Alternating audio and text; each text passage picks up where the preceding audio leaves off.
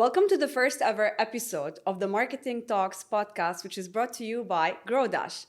And actually, we're here to welcome Sean and Enver and Isabella from Growdash team, who are our first guests on this very special, unique episode. They are our partners in success and they are our sponsors. And hopefully, we will have a very fun, engaging episode. So, welcome, team. Thank you so much for joining us and for your support. Thanks for having us.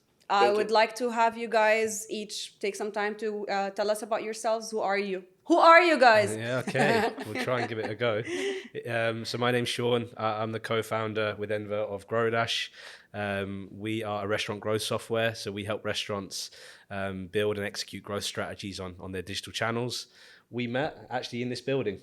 Exactly. Oh, wow. In the same building? Yeah, 4.5 years ago, no? 5 wow. years ago. What are the odds? 2020. Yeah. When Enver was my boss at Talabat, which probably is a nice way for you to come in now and give me a bit about your background. So, my name is Enver, co-founder of Growdash. Actually, I started my career in F&B industry. I was working in Yemek Sepeti in Turkey. For the ones who doesn't know, it is the sister company of Talabat as of today. Mm-hmm. Then, moving forward in 2017, I came here in Dubai and started to work in Talabat. Then a couple of years after, Sean joined to the team. This is how we met. Wow. What about you, Isabella? So I'm Isabella. I'm product marketing manager at Growdash. I help restaurants find us, and we make data make sense for restaurants. And my background is actually, I started off in media.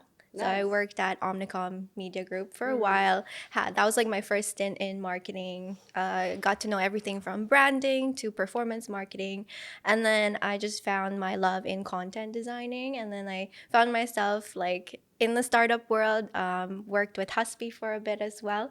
And then that's how, after that, I found Growdash. And then that's when I did the transition into food tech.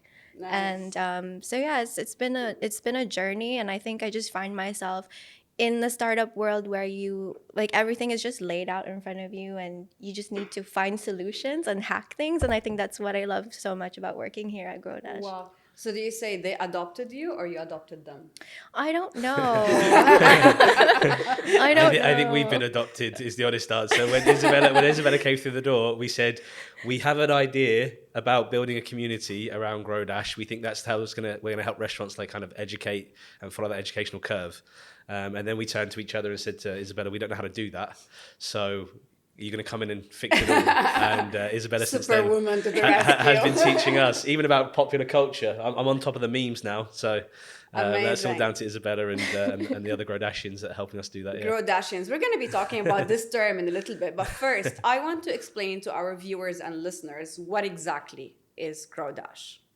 Okay, so the true story is Enver need to find work, so we created a company to help him find a job. So he was unemployed at that time? Exactly. yeah, he was. But you were his boss. No, I left it Talabat. Yeah. Then I worked in another company, and then after that I just decided to leave. Then I was just looking for what is next. But I'm really terrible at interviews. As you'll see today in this conversation, probably. I'd gone to Deliveroo in the UK after COVID, so we kept in touch. And Enver was one of my first kind of mentors in the industry, so I always refer back to my new role at Deliveroo, kind of getting technical knowledge and information from him about how to tackle some problems. And one day we were sat there and we were talking about the fact that restaurants were spending almost 15% of their GMV back into online digital channels to fuel growth. They were doing that through visibility, through discounting strategies. And ultimately, it felt to us that they were becoming more like e-commerce businesses without the e-commerce tools that were available to more traditional, sales channels like Amazon and Shopify and so on. So we started debating whether this was a local problem or a global problem, but we had seen it both in the Middle East. I'd seen it then in the UK and was telling Enver about my experience in the UK. Enver, being the brains that he is, said, I think we can probably do something to solve the problem we've participated in creating.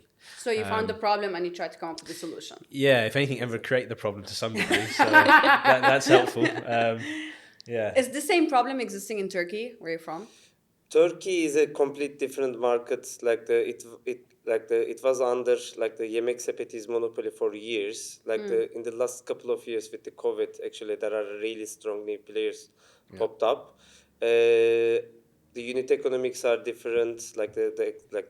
Restaurant behaviors are a little bit different. Definitely. Yeah, so very simply here, the Talabat delivers the food, right? But in Turkey, it is not like this.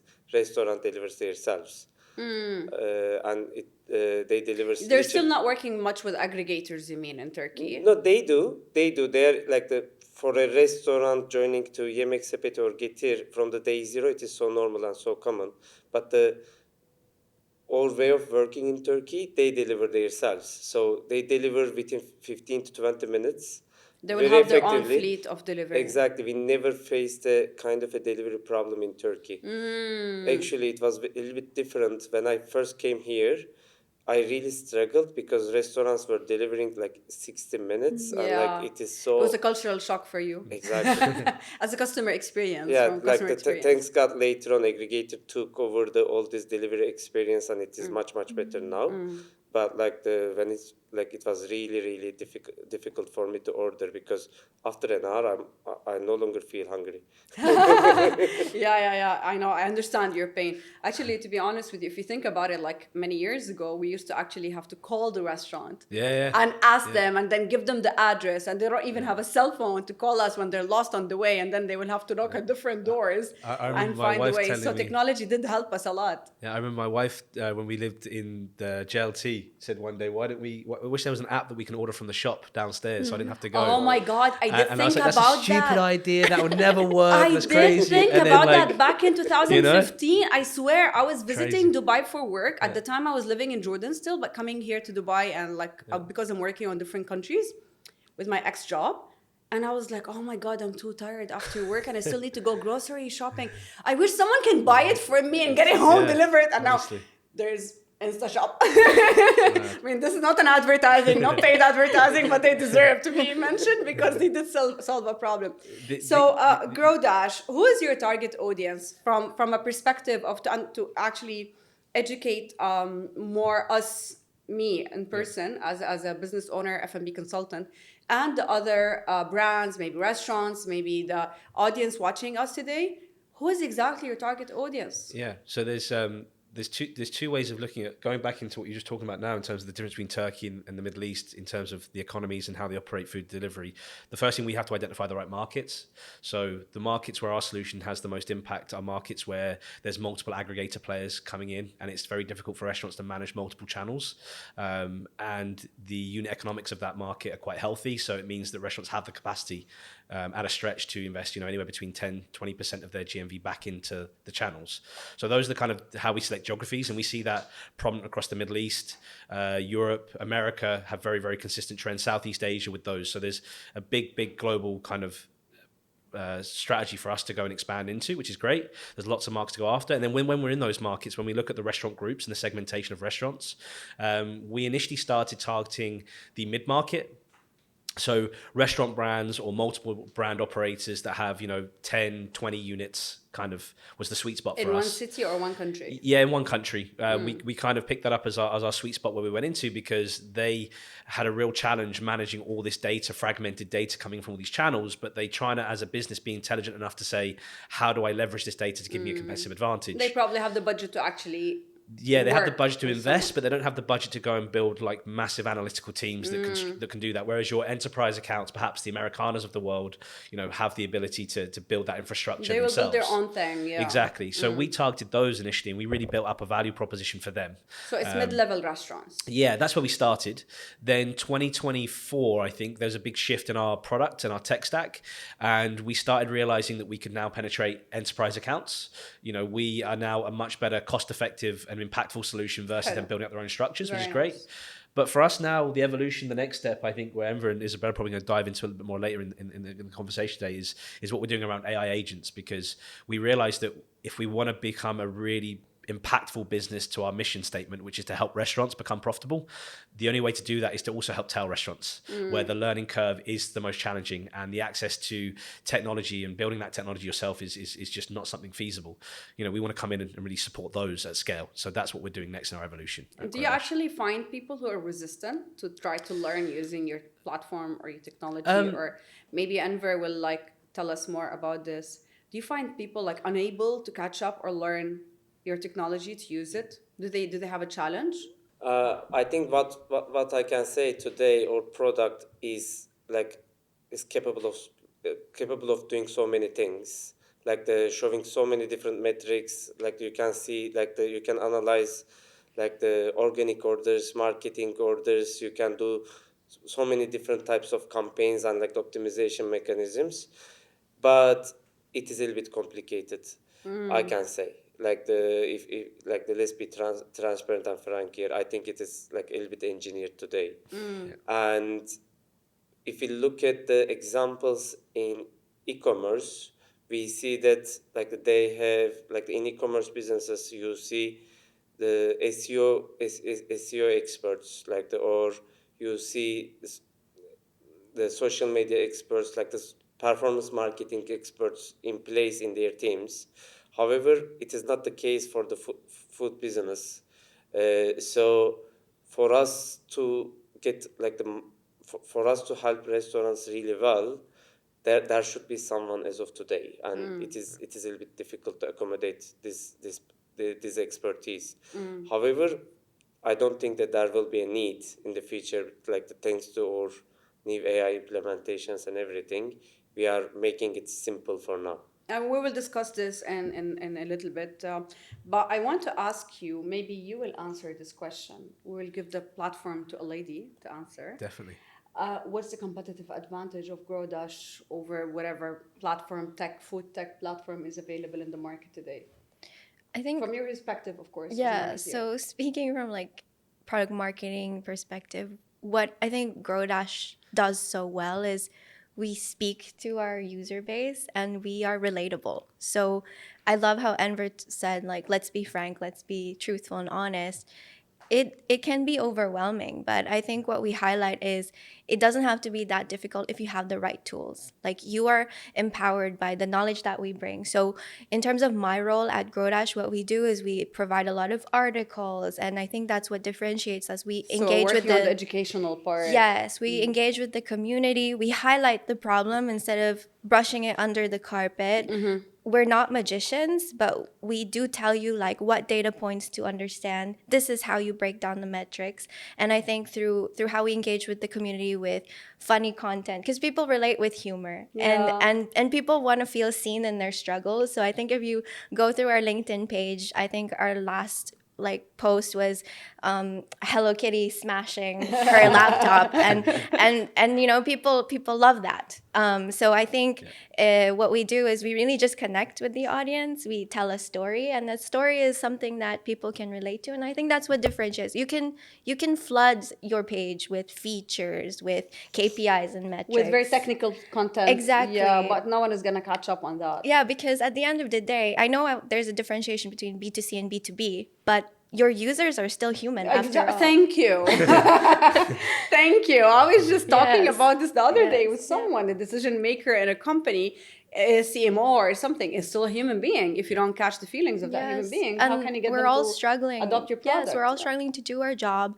And if I see a product that sees how I'm struggling and how I can look better, how I can do my job better, I'm going to align with the values of that Exactly. brand. So I think from my perspective in terms of branding, that's where the difference is with if you're gonna come to Growdash and use our product. It's something that you genuinely love, and that hopefully the goal is that people will just naturally advocate for it. Like use Growdash, like they're a fun team, and you know they make it easier for you. Just like people are going to advocate for the podcast and the marketing community and be like, watch Marketing Talks podcast.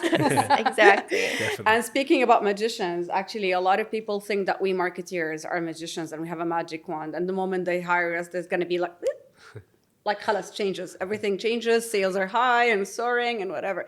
So I have a question for you, and you guys can actually get involved. When we were having our discussion to prepare for this episode, You were saying that you had to go through a rebranding because someone professional was like, let's do a rebranding, although someone liked the old logo. So tell me about this experience and the journey. Yeah, I think there might be a misconception. Like, a rebrand is more than the logo, it's more than the colors. The reason why we decided to do a rebrand was not just because we just thought we wanted to look cool, but I felt like our story was changing. We were evolving as a product as well. And to have that sense of identity, we knew who we were, but people didn't. Yeah, So, this is a very nice point. yeah. We knew who we were, but people didn't. Yeah, This is so interesting. so then when I came in, I was like, we have a great story to tell. And when I was joining Growdash, Sean just opened up with Enver and we kind of created the problem, and now we're here to fix it and solve it. And for me, Which problem? the problem with ad tech and how everything was so fragmented, and there has to be a better way to manage this. So when I had no knowledge about it, but that story of these two guys, they felt like, I don't know, cavaliers. Too much love, lovey-dovey. Yeah, it's like they had this mission that they needed to pursue. So I was like, I want to be part of that journey. But going back to the rebrand, so yes, we knew who we were, but people didn't know, and they even didn't know the problem as well. So even with our tagline, I think we went through many evolutions, right? It was like Different restaurant iterations. growth software, your co-pilot. I don't know. I think Sean can mention. That was a period in our the history, every slide goes with different tagline. Yes. The problem we have is that engineer through and through, means that we thought about everything from a very factual sense. Technical perspective. Yeah, and the fresh perspective that came in was Isabella's, we can get super creative with this. We yeah. can do things that not just tell the story of why we exist, but can have a sense of humor. And then what we started realizing was we can also leverage those things to translate better the educational gap of what our product actually does for restaurant marketeers. Because now we've got a marketer speaking to marketeers, which are actually our customer base, which was really refreshing for us in terms of learning how to do that, because we're not those people. We want to solve the technical challenge, Nice. I would say. Nice. So you guys are the technical minds, and here is the creative mind. I don't think that Sean is the technical. No, this is the technical. This is What do you this is the consider guy. yourself? Which part? I'm just lucky to be surrounded by these people. Basically, fine. I'm just a joker, jumping yeah, around from one yeah. department to another, drinking coffee. I think I can crack a joke and keep them smiling and Isabella laughing. So that's probably why I get to keep my role. But Yeah, some jokes are not good, but I mean, to be honest with you, I feel that the dynamics are so positive between you guys. I'm not saying this because you're actually sponsoring this episode, but the reason I actually spoke to you and approached you in the beginning from the first time is because we did have this collaboration before. We did collaborate before on marketing talks, and you were our partners in one of the meetups for marketing talks community, which is a great opportunity for all of us, obviously. And the first people that I actually thought of was you guys. I'm like, you know what? I'm going to do this podcast. I'm going to speak to Growdash. Maybe they want to be my partners in this, We appreciate And then that. immediately I was like, I got the response like, yeah, we're in. I was like, oh, wow, this is nice. So how has it been for you guys as entrepreneurs? I'm not going to say tech people, entrepreneurs, because what you're doing now is a startup entrepreneurship journey. How do you say marketing? How big is of the importance of marketing for you guys, aside from what Isabella is doing for you within the company? But for you guys, how big, how important it is? Because whatever you say today is a message for future entrepreneurs, young people who are watching us. It's played a huge role in terms of me and what I do, which is really thinking about the distribution of our product, right? And communicating what that product does and why Because it's impactful. technically you're supporting in the marketing of other brands. Exactly, right? So, a growth function is built around the principles of how many people can I get in front of and talk to this about. The biggest challenge is not getting in front of people. What we found, particularly in the Middle East and every other market we've gone to, is people are really willing to invite you in and say, what are you doing? But if you can't get in there and communicate that in a way that is universally kind of adopted quickly, you lose that kind of appetite for you to kind of drive this business forward. So the big shift for me, particularly what I've seen since Isabella's come in and our initial attempts, but just before Isabella came in and we realized this is something we need to really dive into, was that transition that we've seen, going from us going in and being quite technical about what it does and why it does it and what our product's about and why it exists and what we've done in our previous roles, to now talking about Growdash in the sense of what Growdash is and how it solves a problem. And being present in every conference and every event. I have seen you guys at every possible conference related to But we wouldn't have the restaurants. confidence to do that without the ability to go from a marketeer's perspective of course. how would they actually communicate this to a wide audience, because we don't. Thank you. You will always need a marketeer to support you on I that. truly- Listen, guys, listen. You will always need a marketeer. I back that up. I wasn't bought into it for the first year or so, right? We were kind of like, we can probably do this ourselves. I think maybe we made some mistakes in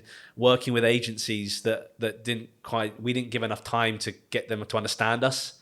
Perhaps that's where we struggled. But I think bringing someone in purposely to every day just think about Growdash, Growdashians, the product, the mission, that was the big shift for me. You will definitely need someone in marketing department in-house to actually translate your work and go manage it with any agency, whether it's social media agency, content creation, branding, or even marketing agency, whatever titles, PR. You will need someone like her to actually be there to manage that communication, because you guys are busy doing something else, being Growdashians. Exactly. And also, like, the working with the agency, with all the respect to their work, it is difficult for us that has no experience with marketing, because we don't speak the same language. You will at not all. speak the same language. She will be able to translate that language to you. We've seen that instantly. Just Wow. within the first branding conversation. So us, branding was a logo.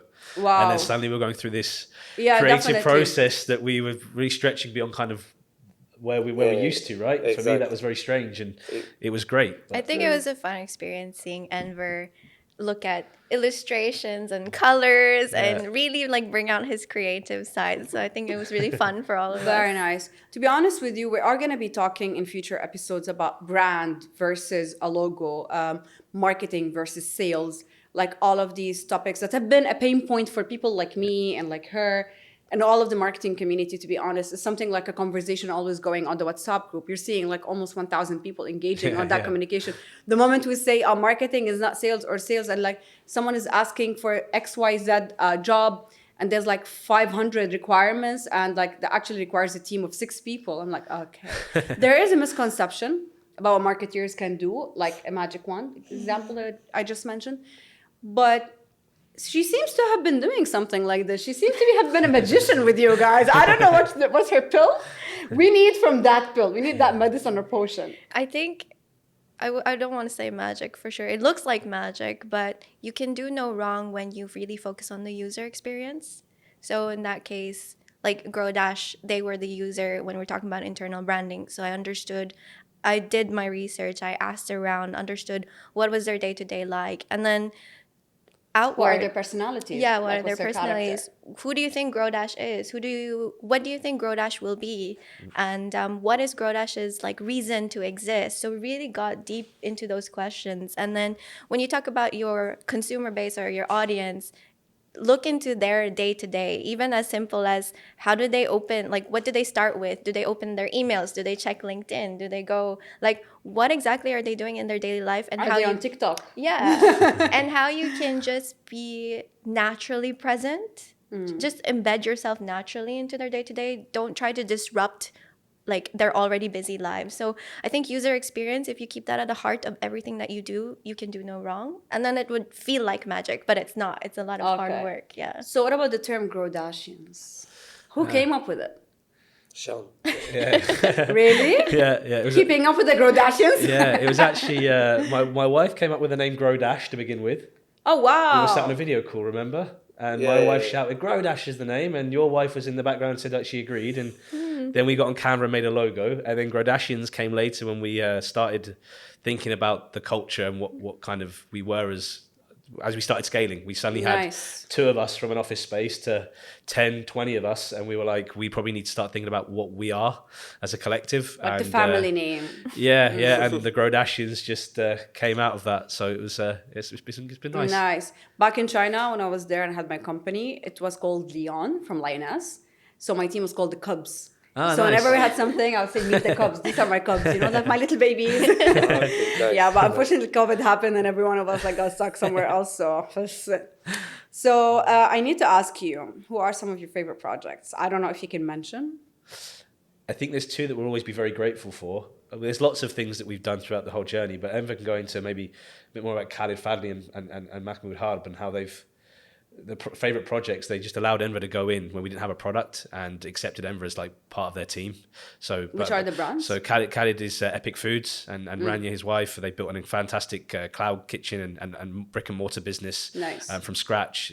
Amazing people, and they were the first people that we ever connected with. And then Not to pay the advertising. no. And worked with Khalid's team, Ahmed being one of them, and then the other gentleman was Mahmoud Harb, who owns Malik Al Tawuk franchise. Malik Al Tawuk, yeah, the Lebanese brand. Again, an amazing mentor. I think both are mentors for us. You know, they're for me. So they adopted Growdash immediately, and they were like early adopters. Early adopters. Early Actually, there was even no name.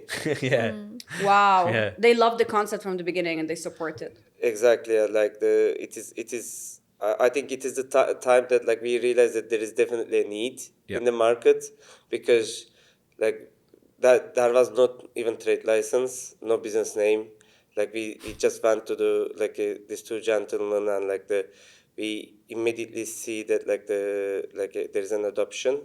Then we started to work with them, they literally conceptualize it, and So you built up the platform with them, basically, kind of. Like you learned We sold throughout the Enver. journey. That was the idea. The first. I was the initial product. Enver was the original. Wow, this is very nice. And when was this aha moment that you had and realized, okay, we're doing the right thing? Or like, oh my God, no, I need to do this now.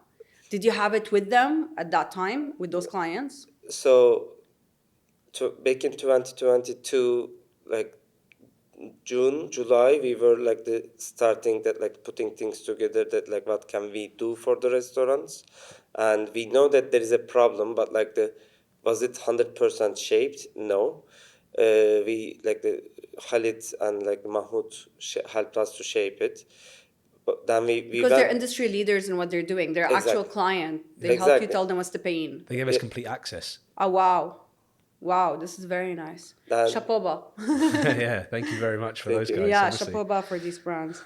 And your presence in the market has been quite improving recently. And what do you think this is the reason for? Why do you think at the moment Growdash has been popping up in every news feed? I've been seeing you guys on LinkedIn, not just your post, not just the Hello Kitty post, but actually I have been seeing also other people sharing articles about you guys, exposure partnerships. So do you want to tell us a little bit more about your partnerships that you're working on? We didn't shout about ourselves too early. I think that's one thing. You didn't shout about yourself. No, not publicly. You've been humble. We I don't know about humble, but we were definitely just working hard in the background, building a business. You didn't have marketing. Exactly, that's what it was, So we kind of built our growth really steadily over 2023, 2024. We now work with over 5,000 restaurants across this region, and also now in Romania as we start expanding across Europe for this year. So we've done that over a period of 2.5 years, and that's the Growdashians and us just doing that, and the market accepting us. And as we said, these people like the gentleman we've already mentioned and others, adopting us early and saying, hey, this is something that we want to implement within our business. So we're very thankful for that. But yeah, the last, I think, 6 to 12 months, when it comes more to kind of shouting about and building more public partnerships, that's really been the change that came once Isabella stepped on board and we started kind of talking about what we want to do next as a business. We've kind of gone from 0 to 1, and now how do we get to 1 from 1 to 10 is the next question. And those 5,000 restaurants, in which areas geographically are they located, other than UAE? Yes, we have UAE, KSA, Kuwait, Qatar. We have a couple in Jordan, which is nice, and then Romania being the other big market outside this region that we've gone That's into. very nice. Did you have any client that was too challenging and you got to a point like, oh my God, I can't do this anymore? I think you have. That was. Because I was handling both the product and the customer service side. Obviously, there were challenges and there were challenging customers. Not because the personality, of course, it is because of their the problems are much bigger than the marketing. There are other factors that will Exactly. affect the Like business. for anyone like in the F&B marketing knows that like without a good operation, like you cannot fix anything. I can So do whatever marketing campaign and use whatever magic and sprinkles and whatever, but if the operations is not yeah, working, if your rating is below 4, like it is very unlikely that if the like food taste doesn't work, exactly. Yeah. So yeah. like for these restaurants, like for that marketeers, like they need to go back and like to fix the house first, and like, then after that going to Fix the the market. basics before they Exactly. start painting the walls and stuff like that. Yeah. طيب, if you have one word for entrepreneurs like you, what would they be? And I want this one word from each one of you. Mine would be mentors. Find mentors. Yeah, yeah. I had Enver mentor me about this whole industry to begin with. Wow. Then I had a great leader in Deliveroo, Ben, who was a great leader in terms of, or mentor in terms of understanding and translating data. We've got mentors in Khalid and Mahmoud that we've mentioned about. Your who helped us clients with were our actually your product. mentors as well. 100%. We've got people like Zaid Husban, Abdulhamid Alamar, XEO Talabat, XEO Post Rocket, mentors for us in terms of building startups. I love the and- fact that I'm hearing names I know. like Yeah, Zed yeah, Husban we've and been like so these accepted, guys. Yeah. honestly, Like and, they're people I actually know. Yeah, for me, mentors, everything. Like, Amazing. for sure. Yeah, Amazing. I'm going to give a word from one of our mentors, Mohammed Yildirim. He's ex-MD of like the Talabat.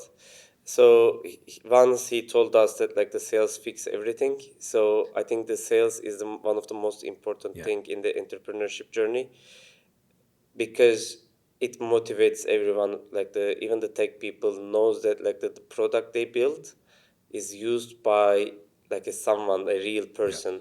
It is not something that like they just engineer to engineer. So that really motivates everything, and really like the sales cures everything. Speaking of used by someone, like we did mention earlier on a call when we were having this conversation, and you said you're creating a character. Yeah. Tell us about this character, this AI character, Aisha. Well, Isabella's best to answer. It's Isabella is your idea? creating. For No, us, we it built was- an AI agent, yeah. and Isabella's taken it and given it a name and a personality. But I and, love the fact, first of all, it's that you have amazing. an Arabic name for it, Aisha, which is more common in this region, and that it's a female. Power to the ladies. I think Aisha, she was modeled after one of our members of the CS team, Carlin. She's like really embedded with our clients, and people turn to her all the time, ask questions, anything you need. So we kind of decided that over time, it's still a human behind it, right? And there's only so far you can scale with a person on your team, and we wanted to 10x that. So we were like, we have all the data, we have all the knowledge, all the campaign history. Yep. And then you see this emergence of like AI agents that other industries are doing, but there's none that exists for restaurants. So we were like, what if we AI'd Carlin? And then Oh, that's very nice. That's a nice inspiration. yes, and then that's where Aisha was born. And I guess props to Shan and Enver for coming up with the name. We had multiple like discussions about it, but Aisha just was very natural, and then the play on AI. And every time we introduce Aisha, very nice. everyone just connects it like, oh, it's Aisha because it's like AI. And I'm Oh, like, wow. yeah, you get it. I related to it because it's an Arabic name and it was Yeah. common here in this region in the GCC. So I'm like, oh, I love that. They're like, I would assume she's like wearing a hijab or like half a hijab, like conservative character. I don't But know. that's the beauty. So we did talk about like the face. Should we give it a character? And I said, Aisha can be whoever you want them to be. So if you see, if when we're gonna launch it, you'll see how Aisha looks. But she's more of this like entity sort of thing. So you have a vision of Aisha. Anyone else can have a vision of Aisha, but Aisha is your always on restaurant marketing consultant. So your co-pilot in your growth. So she can mean many different things for anyone. And I think that's the beauty of it. Like anyone can relate to her because she's just so like you can build her as how you want it to be. So I think that's the excitement that we have. Like we didn't want to box her up. We just wanted to leave it open for the users. What else would you want to tell us about your marketing journey with this company? with these young gentlemen only over positive stuff is allowed. Yeah, Is that I was right? gonna say, like, is this the part where I get cheesy? Be cheesy, do whatever you want to do. Be melting cheese, molten cheese, be a souffle, be a fondue, do, No, be whatever you want. I think I want to like during the branding process. I think that was like our key project that we worked on together, and we collabed with Acorn Strategy. So they were the studio that helped us actually make it happen. And one thing they said is that the chemistry at Growdash is just so natural, and they loved working with us because we were just being ourselves. Like, we weren't trying too hard, and we just knew who we were. And I think as a marketeer, what the opportunity at Growdash was for me is you give me that space to be creative. You give me so much like creativity to run with, and the trust. I think any marketer on any team wants that Very trust. important point. Yes. Very important point. So many times owners of a business or decision makers, they would like strangle the hell out of a marketeer. Like, no budget, no money, no, don't do this, don't do that, don't go crazy, don't do kitty memes on LinkedIn. We're a company. So the fact that you are young souls, I mean, I don't know your ages, I'm not gonna ask you now. About young souls either. It's obvious that you're young and you have this beautiful dynamic going on. You allowed her to flourish as a marketeer. And this is a challenge. So I think the marketing community will agree on this. Actually, when a decision maker or a business owner allows the marketing department or the head of marketing or marketing manager, even marketing junior, to be actually doing the job properly and giving them the space Yeah. to go creative. Yeah. It was a lot of pressure because Growdash, of course, is their baby, and to be given that task, it's like so early on. But they gave me the assurance, the trust, and it allowed me to really like run like out of the box ideas, and it reflects in everything that we do. Amazing. So I think maybe CEOs or founders, give your team more credit, more trust, and give them the opportunity to step up and impress you. I think that's Wow. that's one This is key amazing. advice. Okay, starting with you, what is one word you would tell the marketing talks community? Earlier we talked about the entrepreneurs. Now, what is one word you would tell the marketing talks community who will probably be watching us? Curious. Stay curious. Yeah, that's the word. Stay curious, because no matter what field or industry you're in, nothing beats the power of curiosity. If you're just so eager to learn and ask questions, definitely. So basically keep learning. Yes. Yeah. Okay, Enver. Difficult one. Because you're a technical guy. So maybe I can just say that like for the ones that is not the marketeer but like working with the marketeers, I think the trust element is there, because Give them trust. if you trust, like I don't know, it's a kind of Growdash culture. We try to work with the people that knows more than us. So if you trust them, actually you receive a much better results, because if you try to intervene every single day, it's not helping them. It's just disturbing them. Yeah, definitely. Sean. I don't know if I have one word, but we're not experts, so let the experts deal with it. And But as a recommendation, one word for the marketing community. You know already our journey as Marketing Talks community. yeah. What is one word or one statement you would like to address to the marketeers around GCC, for example? Okay. I think from a restaurant perspective and restaurant marketing, From a business owner perspective. for a business owner perspective, okay. I understand the commercial elements of these things. I think that's probably the biggest learning curve that we've gone through together. Wow. We've got someone super creative coming in. But for me, being on the other side of the table, looking at the commercial strategy, the health of the business, where can we spend, what should we be spending on, how do we prioritize? How much money are we throwing on this rebranding project on Aisha? And we navigate our way through that, and I think in a really good way. That's when I personally adopted a lot of trust. I got a lot of trust with Isabella quite quickly, from my perspective, saying, okay, she's trying to understand the curiosity of not only what we do, but also how we want to run our business.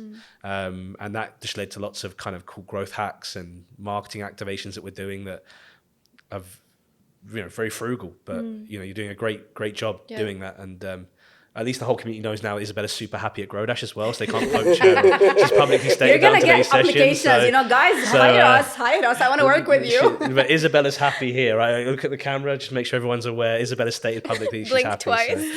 So she's not going anywhere. So. Do this if you're kidnapped or something. Give us a sign if you need to be rescued from these guys. No, but really, thank you for these insights. It's very important, of course, for us marketeers, because I'm also a marketeer by profession and education, a foodie, and that's why I do F&B, and that's how I got to meet you guys. But yeah, it's always a challenge between the commercial team and the creative team, marketing. We want to spend, the CFO wants to save. And it's always like, guys, if you want me to actually do something, you actually need to pay something. Yeah. And yeah, this is actually a topic for one of the other episodes as well. We are going to be hosting the people on the other end of any business and have a debate kind of discussion within the marketing versus the commercial team or a finance team, or even the CEO sometimes is someone who's like, okay, I want to keep, as you said, I want to maintain the health of the business, the cash flow. But sometimes for us marketing people, like, let's spend money and let's do this and let's do guerrilla marketing and let's do advertising campaigns. We've learned that it's better for us to take small bets and do them fast and learn Especially from them as a quickly, fail startup, them, yes. than go on to one big bet. And I think, coming from where you came from, that could have been, let's go for the big bets, because those guys are super well funded and able to do that. Whereas very quickly, Isabella picked up, let's make lots of small bets and let's understand all these different avenues that we can take to push our brand and what we do. I think And that's a been really positive way, because people think more money equals better results, but sometimes like tight being budgets smart. push your creativity to the max, and I'm like, oh, we could have done that with like less spend. So I think it helps like keep you it challenges how you think outside the box, really. So money shouldn't be a factor in terms of creativity and strategy. It's just one piece of There's it. always a way. There's always a way you can manage. But I also noticed something. This is something that also resonate with what we're doing on marketing talks. You guys are working on building a community. You always use the word community, Growdashians for the team. So do you want to tell us a little bit more about this before we wrap up this episode? We wanted to build one where people would naturally advocate for us, and by doing that, like, you don't just sell to people, you want to connect with them, hence why I like this. You don't sell to people, you connect with them. exactly. I love this the one. educational gap between how restaurants are thinking about their e-com strategies to where they should be thinking about their e-com strategies is very, very big right now. There are 10 businesses like us globally trying to solve this in slightly different ways. Who knows who finds product market fit first? I think that's the exciting pace of what we're innovating at in this space. Startups and tech. All of us are startups that are doing this. There's no kind of legacy It's business a doing new this. business. It's a new business industry in the first place. And that's really cool to see. So basically what you're trying to communicate here with everyone is there is a nation. And that's why you're using Hello Kitty in your advertising. Yeah, it's like we see you struggle all alone by yourself, and it doesn't have to be that way. Yes, there are tools, there are all of these stuff available, but you also need to learn, like, understand the basics. So educating people around the problem, and maybe even bringing up problems that they might be facing but aren't really aware about. They don't recognize that they're facing a problem. Because they're so embedded in their work, and that's what we want to do. We want to bring that in fun, engaging ways. And it's also like initiatives like this, like supporting the community with like podcast creators and everyone in our ecosystem, telling them that we're here for them and we recognize them and we want to support them in any way that we can. So I think in terms of community, it's a very organic strategy. Like, we just want to be there for everyone around us. So that's what you're doing with us. Yes. You're supporting us. Supporting, exactly. Because it supports You're us, seeing right? us. It all pays for itself, both sides, you know? Yeah, exactly. We're really excited to keep delivering more impactful partnerships, I think. To be honest with this you, year. like, I'm not going to say a year ago, because the Marketing Talks community started exactly a year and a few weeks ago in February. But before that, before I started that group, honestly speaking, I never thought I'd be doing a podcast about marketing in the first place, let alone actually this community is going to be transforming. Hopefully, this is a new announcement. It's going to be transformed into an actual business. Nice. We're working on registering it, like, and everything, copyrights, trademark. At the same time, we are developing it into an actual platform. We might need your tech, your tech background to support us on need this as Enver. our You need mentors. Enver. There you go. At least as our mentor. So thank you so much for being a part of this journey, part of the success from, I'm not going to say day zero because I didn't even know you guys from day zero, but from the first moment we started doing something, meetups, we started doing events since I met the team at one of the conferences. It has been such a positive journey, and I really want to say thank you Thanks to you again as well. for being Thank there you. to support us. Means a lot to us as And well. I can't wait to see what you guys are working on further, and I can't wait to see how this kind of collaboration between Marketing Talks community and Growdash, Isabella being part of this community as well. I would love to see how we can grow and Definitely. grow Dash together. Yeah, I like that. Good. And thank you so much again for having taking some time from your day. I know you have a very busy schedule.